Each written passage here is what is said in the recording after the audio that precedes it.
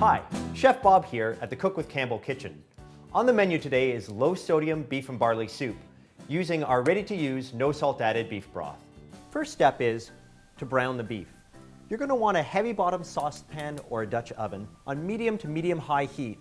Then we're going to add about 1 tablespoon of oil.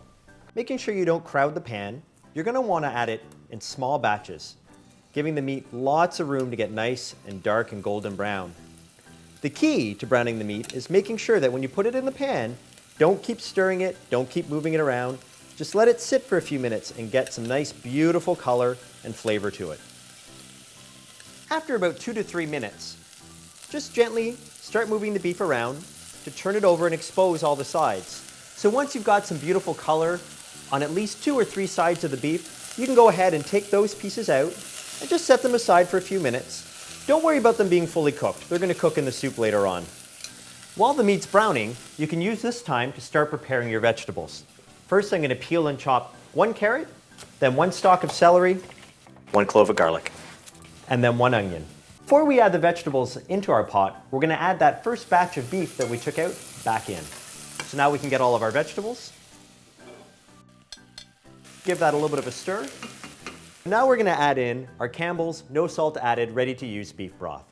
We're adding the vinegar to give the soup a nice little bit of acid. When you're cooking with reduced sodium, having extra acid really gives your palate something else to pay attention to and doesn't make you miss the salt quite as much. If you happen not to have any balsamic vinegar at home, you can use a tablespoon of red wine vinegar and just add a little bit of either molasses or maple syrup to help give it that caramel flavor. The next ingredient we're going to add is our barley. Barley's got lots of fiber, it's got some iron, and it's got a wonderful texture, and it really gives the soup sort of that rounded out meal feeling to it. And really now, we're just going to give everything a stir. We're going to bring the heat up, make sure it's right around that medium-high, just enough to get it up to a simmer, and then we can let it simmer on medium to low for about a half an hour until the barley's nice and tender. While your soup is simmering, you can take 1 green onion, and we're going to sprinkle that on top of the soup when it's ready to eat. So 30 minutes have passed, and now our soup is ready.